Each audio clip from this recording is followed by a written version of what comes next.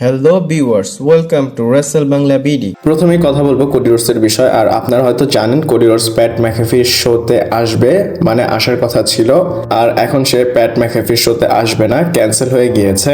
আর তার যে appearance cancel হয়েছে, এটা কেন হয়েছে সেটার রিজনটা আপনাদের বলি। প্যাট ম্যাকেফি নিজেই টুইট করে বলেছে কোডি রোডস তার শোতে আসতে পারবে না। কেন আসতে পারবে না? কারণ তাদের শিডিউল ইস্যু আছে, দুইজনই টাইম মিলিয়ে আসতে পারতেছে না এবং দুইজনই অ্যাগ্রি না। আর এই টাইমের জন্য কোডি রোডস এবং প্যাট ম্যাকেফি দুইজন একসাথে আসতে পারতেছে না, খুবই উইয়ার্ড।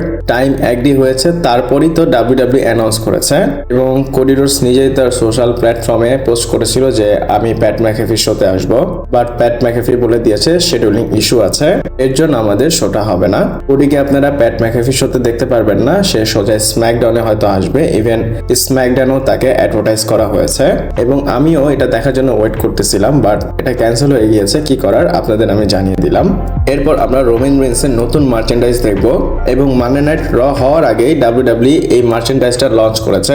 আমি এটা আপনাদের দেখাতে ভুলে গিয়েছিলাম, বাট এখন হয়তো আপনারা ভিডিওতে দেখতেই পাচ্ছেন। এই মার্চেন্ডাইজটা অনেক সময় পর হোয়াইট কালার একটা মার্চেন্ডাইজ রোমান রেইন্সের আমরা দেখতে পারলাম এবং রোমান রেইন্সের ওল্ড লোগো দেখেন, মাঝখানে সুপারম্যান পাঞ্চের রোমান রেইন্স আছে, সাইডে আর যে শেপ সেটা দেওয়া আছে। রোমান রেইন্স যখন চ্যাম্পিয়ন ছিল এবং হেড অফ দ্য টেবিল ছিল তখন সে এইরকম টি শার্ট পরে আসতো। আমার মনে হয় সামনে গিয়ে আরো নতুন হুডি আরো অনেক কিছু বের হবে, যখন বের হবে আপনাদের আমি জানিয়ে দিব। এরপর সাইকো সেডের বিষয়ে কথা বলবো এবং তাকে অ্যানাউন্স করা হয়েছে হল অফ ফেমের জন্য এবং তাকে WWE hall of ফেমে legacy award দিবে এবং আপনাদের বলে দেই সে কিন্তু এখনো বেঁচে নেই, সেখানে প্রেজেন্ট থাকবে না, হয়তো তার পক্ষ থেকে কেউ এসে এই জিনিসটা রিসিভ করবে অ্যাওয়ার্ডটা। ডাব্লিউডাব্লিউ অনেকগুলো নেমস অ্যানাউন্স করে দিয়েছে, ইভেন এখানে অনেকেই লেজেন্ড, নতুন শুধু এজে স্টাইল অ্যাড হয়েছে। এমনিতে তার নাম হচ্ছে সাইকো সেড সিডিও, বা ডাব্লিউডাব্লিউ যে নেম সেটা দিয়ে তাকে লেগেসি অ্যাওয়ার্ড দিবে। হল অফ ফেম হবে রেসলমেনিয়া হওয়ার আগে, যে লাস্ট স্ম্যাকডাউন হবে সেটার পরে। তো হল অফ ফেমে কি হবে সেটা রিভিউ ভিডিও আমি নিয়ে আসবো। এরপর আপনাদের একটা ভিডিও দেখাবো, এটা এলি নাইটের। আর এই ভিডিওটা দেখার পর আমি খুবই মজা পেয়েছি এবং অনেক সময় হেসেছি এবং এই ভিডিওর কনটেক্সট আপনাদের বলে দেই। আপনারা হয়তো মানডে নাইট রতে দেখেছিলেন, এলি নাইট এসেছিল যখন ব্রাস নাকেল লোগান পল হাতে পড়েছিল, হুট করে সে অ্যাটাক করেছে লোগান পলকে। তো সে কিভাবে এসেছে এবং কি হয়েছে সেই ভিডিওটা আপনাদের আমি দেখাই। এলি নাইট যখন ক্রাউডদের মাঝখান থেকে আসতেছিল দৌড় দিয়ে, তখন দেখেন সে পড়ে গিয়েছে।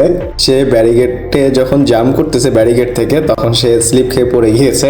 আমি আপনাদের ভিডিওটা প্লে করে দেখাই, 2-3 বার দেখাবো, আপনারা দেখে কে হেসেছেন কমেন্ট করে জানাবেন।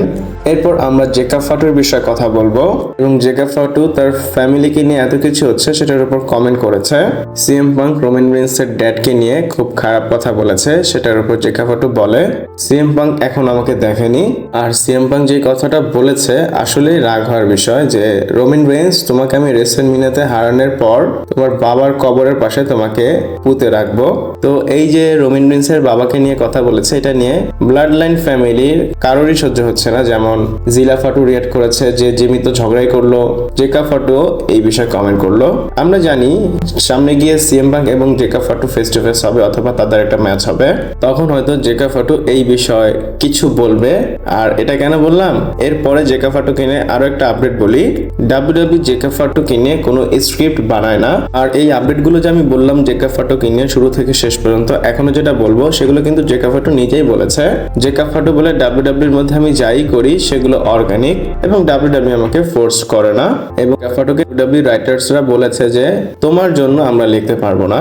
আমার কথা হচ্ছে এটা কেন পারবে না, তাদের কাজ হচ্ছে রাইট করা, কেন লিখবে না? যেমন আপনারা লেসনার, রোমান, পাঙ্ক, ড্রু ম্যাকিন্টায়ার, কোডি এদের জন্য লেখেন, পরে তারা পলিশ মডিফাই করে নিজেদের মতো ডেলিভার করে।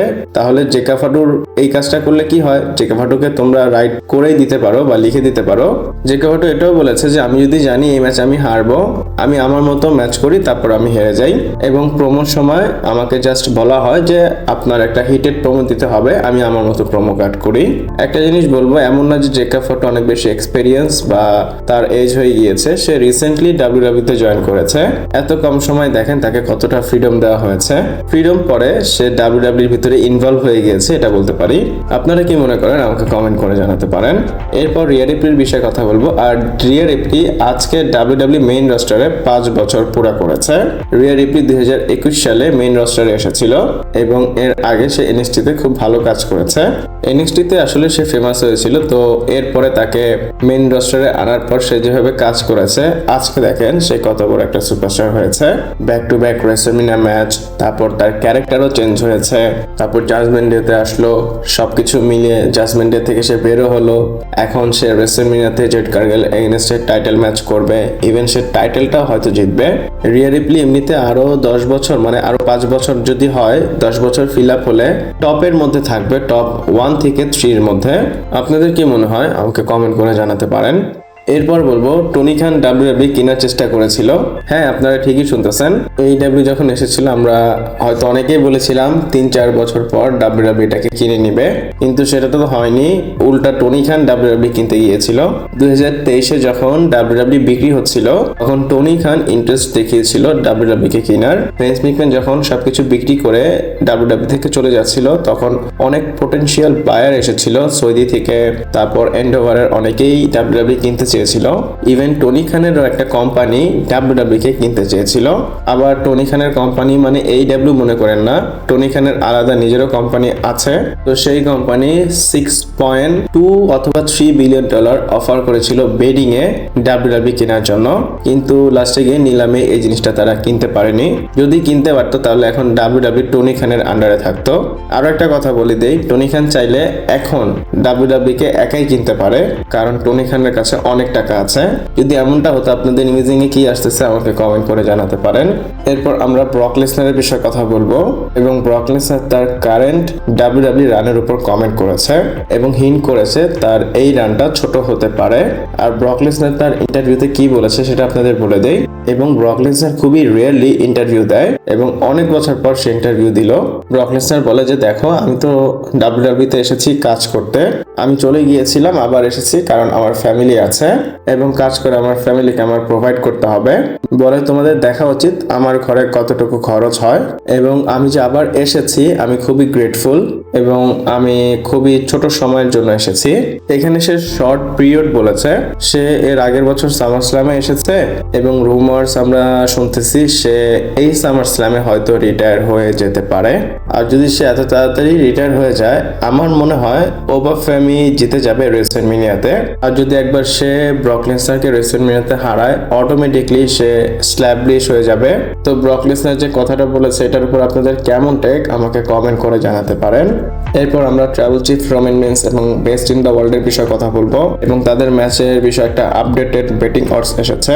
রেসলম্যানিয়া 42-তে মোস্ট লাইকলি তারা মেইন ইভেন্ট করবে এবং পাঙ্ক এখানে তার টাইটেলটা ডিফেন্ড করবে। তো এই ম্যাচে পাঙ্ক কি রিটেন করবে নাকি রোমান রিন্স নতুন চ্যাম্পিয়ন হয়ে বের হবে?